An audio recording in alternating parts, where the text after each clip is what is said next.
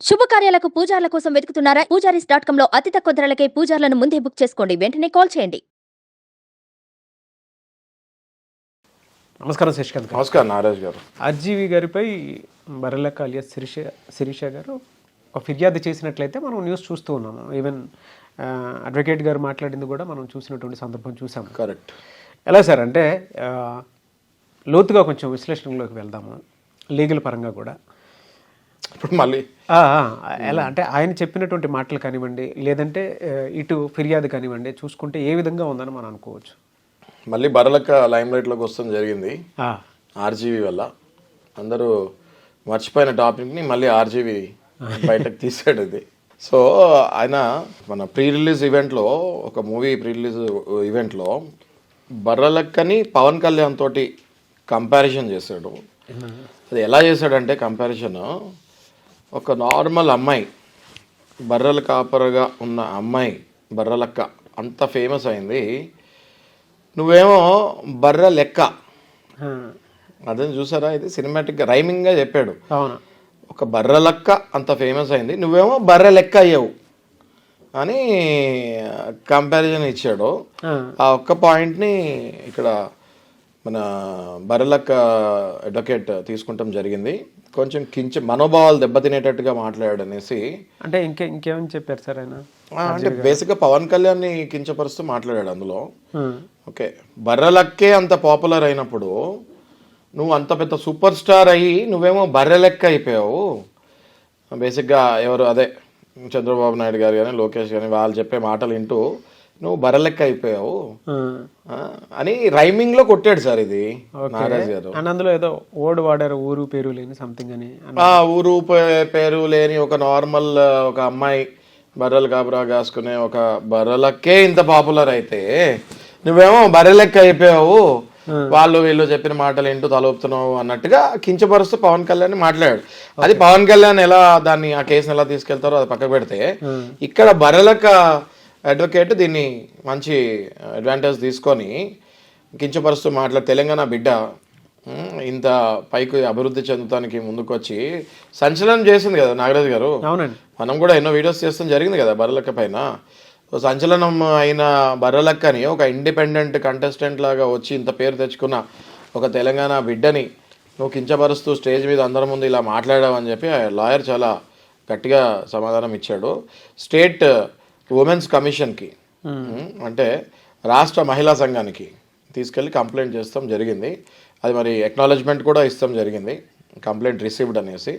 అది ఎలా యాక్షన్ తీసుకుంటారు రామ్ గోపాల్ వర్మ పైన అన్నది మనం వేచి చూడాలి. అడ్వకేట్ చెప్పినటువంటి మాటలు ఏమున్నాయి సార్ అసలు? అడ్వకేట్ రామ్ గోపాల్ వర్మని గట్టిగానే దూషించాడు. ఓకే, నువ్వు అసలు ఆంధ్ర వాడివా, తెలంగాణ వాడివా, నువ్వు ఎక్కడి నుంచి వచ్చావు, నీకు ఏం రైట్ ఉంది ఇట్లా మాట్లాడటానికి, అది ఇది అని రామ్ గోపాల్ వర్మ మీద మెడ మీడియాలో చెప్తాం జరిగింది, చూశాను నేను. ఓకే, అదే ఆయన బేసిక్గా ఆయన చెప్తంలో కూడా ఒక అర్థం ఉంది. ఎందుకంటే తెలంగాణ బిడ్డ అంత పేరు ప్రఖ్యాతలు సంపాదించుకుంది ఈ ఎలక్షన్స్లో. అట్లాంటిది నువ్వు అంత అవలీలగా అసలు ఒక నార్మల్ మహిళ బర్రెలక్కనే ఇంత పాపులర్ అయితే నువ్వేమయ్యావు అన్నట్టుగా కంపారిజన్లో వెళ్ళాడు. రామ్ గోపాల్ వర్మ ఇంటెన్షన్ బర్రెలక్కని తిడతామని కాదు అక్కడ, కానీ చెప్పే ప్లేస్, చెప్పే విధానము అది రాంగ్ వెళ్ళింది. నేను అదే అంటున్నాను, బర్రెలక్క లాయర్ చాలా తెలివిగా కంప్లైంట్ ఇచ్చాడు. అసలు నేనైతే ఇంకా డిఫర్మేషన్ కూడా ఏమని చెప్తాను. ఓకే, రామ్ గోపాల్ వర్మ దొరికాడు ఈ పాయింట్లో, దీన్ని కరెక్ట్గా యూజ్ చేసుకున్నాడు ఆయన, ఎవరు లాయర్. మన అందరం ఎదురు చూసేది ఏంటి, రామ్ గోపాల్ వర్మ ఒకవేళ ఏదైనా దొరికితే పాయింట్ ఇరికిద్దామని. ఈయన దొరకడు కదా, అవును రైట్. ఇప్పుడు ఇందులో దొరికాడు, బట్ ఇందులో ఓన్లీ స్టేట్ ఉమెన్స్ కమిషన్కి ఇస్తాం జరిగింది. నన్ను అడిగితే నేను వెంటనే డిఫర్మేషన్ కేసు కూడా సజెస్ట్ చేస్తాను లాయర్కి. ఎలా సార్ అంటే ఏ రకంగా డిఫర్మేషన్ కేసు? అంటే ఆన్ డయాజ్ నువ్వు కంపారిజన్ చేసింది కరెక్ట్ కాదు. బర్రెలక్క బర్రె లెక్క అన్నాడు, అంటే ఈమెను బర్రెలక్క అన్నాడు. కంపారిజన్ ఎట్లా చేశాడంటే బర్రె లెక్క, పవన్ కళ్యాణ్ ఎట్లా కంపేర్ చేశాడంటే బర్రె లెక్క అయ్యావు నువ్వు అని. ఓకే, అయితే అందులో మళ్ళీ ఒక నార్మల్ ఉమెన్ బర్రెలను చూసుకుంటాం. ఆ తర్వాత మళ్ళీ అదే సెంటెన్స్లో ఏమన్నాడంటే రామ్ గోపాల్ వర్మ బర్రెల్ని కూడా డిస్క్రిప్షన్ ఇచ్చాడు, ఎటు పడితే అటు పోతాయి బర్రెలు, ఇట్లా కొంచెం సినిమాటిక్గా చెప్పాడు. అది దాన్ని కరెక్ట్గా కట్ చేసుకొని ఫ్రేజెస్లో పెట్టి బర్రెలక్క డిఫర్మేషన్ కేసు కూడా వేయచ్చు, సెక్షన్ 499 and 500 కింద. ఓకే, యా, ఎలా సార్ అంటే జనరల్గా మీరు చెప్పినటువంటి సెక్షన్ ఏదైతే ఉందో అంటే ఇందులో చులకనగా చేసినట్టు ఎమ్మెల్యే కంటెస్టెంట్ ఎంత కాదన్నా Varalakka is an MLA contestant. Okay, గెలిచేది కూడా తృతిలో తప్పింది, రైట్? నెక్స్ట్ టైం గెలవచ్చు కూడా, చెప్పలేం కదా.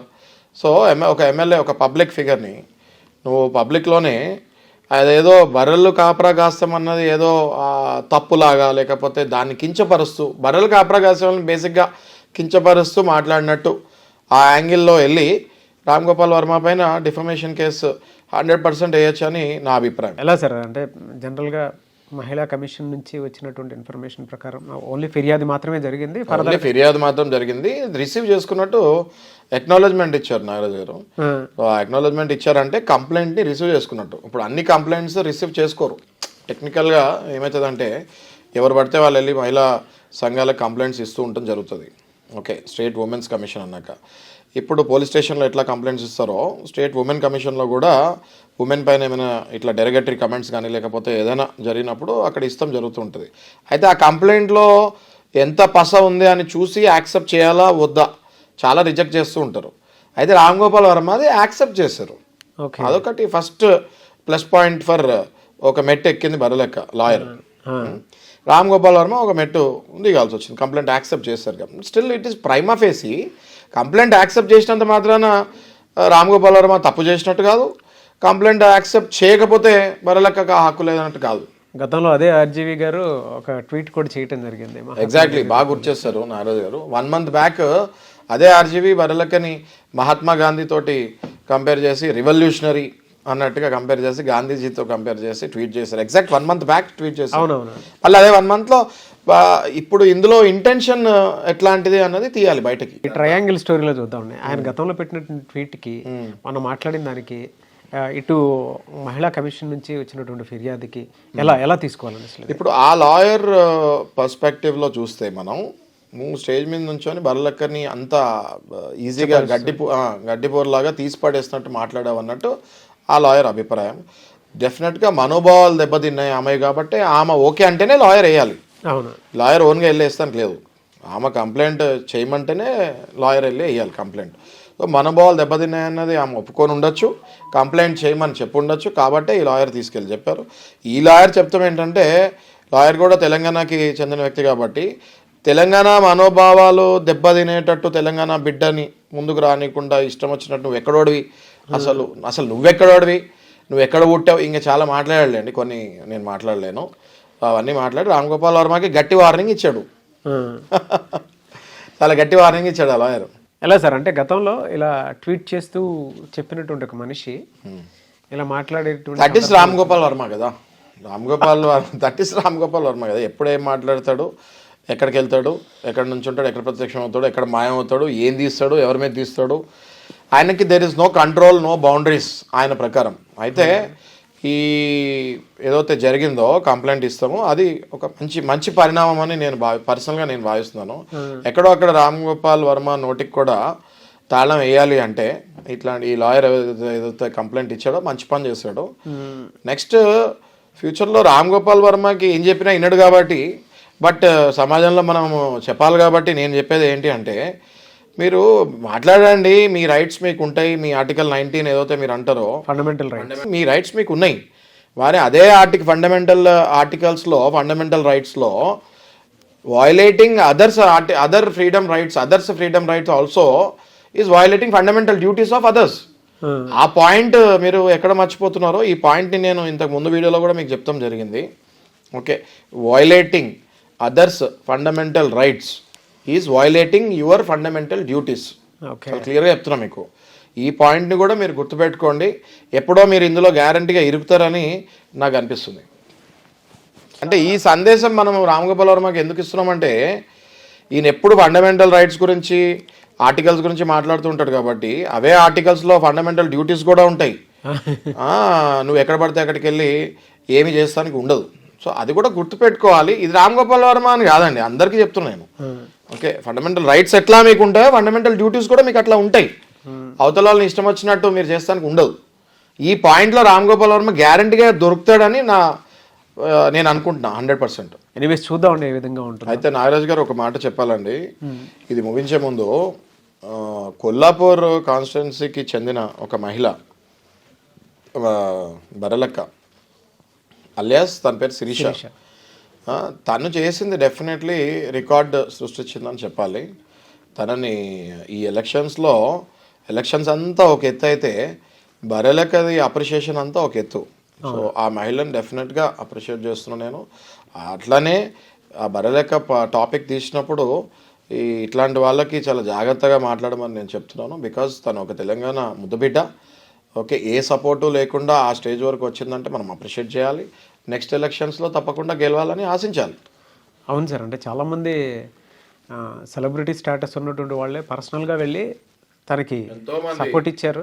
ఎంతోమంది ఐఏఎస్లు ఐపీఎస్లు కూడా సపోర్ట్ చేస్తాం జరిగింది మోరలీ, అంటే బేసిక్గా ఎథికలీ.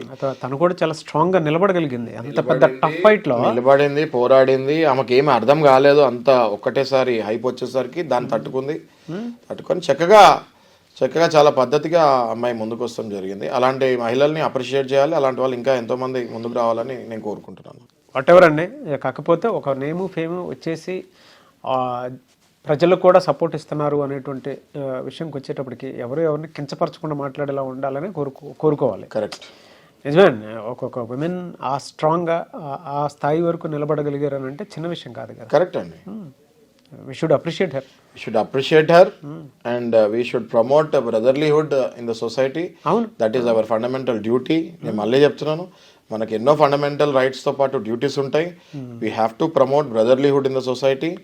క్యారెక్టర్ అసాసినేషన్స్ కానివ్వండి, ఇట్లాంటి డీఫేమ్ చేస్తాం కానివ్వండి, ఇట్లాంటివి అవాయిడ్ చేసుకొని పార్టీస్ కూడా మేనిఫెస్టోస్ని ప్రమోట్ చేసుకుంటూ ముందుకెళ్ళి ప్రజల్లో ఓట్ బ్యాంక్ సంపాదించాలి. కానీ ఒకరి మీద ఒకరు దూషణ చేస్తే ఇది ఒక కామెడీ సీన్స్ లాగా అవుతుంది పబ్లిక్లో అనేది గుర్తుపెట్టుకోవాలి. ఎగ్జాక్ట్లీ అండి. అంటే మీరు ప్రీవియస్ వీడియోలో ఒక మాట అన్నారు, అంటే రామ్ గోపాల్ వర్మ గారు తల నరికి తీసుకొని వస్తే ₹1,00,00,000 ఇస్తాననేటువంటి విషయాన్ని నేను మేజర్ క్రైమ్ కింద తీసుకొని ఇక్కడ బీజేపీ ఆఫీస్లో రావటం జరిగింది. కొంతమంది దాన్ని ఇన్స్పైర్ చేసుకొని నా మీదకి వచ్చే అవకాశం ఉందని చెప్పేసి ఆయన చెప్పారండి. దాని మీద మళ్ళీ ఇవాళ సేమ్ ఇలానే కొంతమంది ఇప్పుడున్న అంటే బరలెక్క అనేటువంటి ఒక విమెన్ మీద మీరు ఇందాక చెప్పినట్లు నిజంగా చులకన చేసి మాట్లాడే అవకాశం కూడా ఉంటుంది. కరెక్ట్, సెలబ్రిటీ స్టాటస్లో ఉండేటువంటి వాళ్ళే అలా మాట్లాడారు అనుకున్నప్పుడు కరెక్ట్ డెఫినెట్గా ఇదవుతుంది. దాన్ని కూడా ఇన్స్పైరింగ్గా చేసేసి మీరు ఇందాక అన్నట్లు కొంచెం మీమ్స్ ఇలా కామెడీగా వస్తాయి.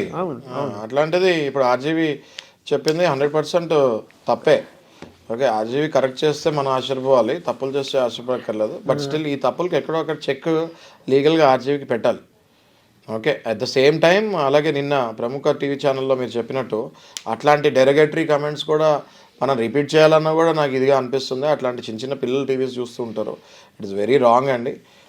అట్లీస్ట్ అది అట్లాంటివి టెలికాస్ట్ కూడా చేయకూడదు స్పెషల్లీ. అండ్ అట్లాంటి కార్యకర్తలని వెంటనే పార్టీస్ నుంచి సస్పెండ్ చేయాలి. చూద్దామండి. ఎనీవేస్ థ్యాంక్ యూ అండి. Thank you so much Shashikant garu. Thank you.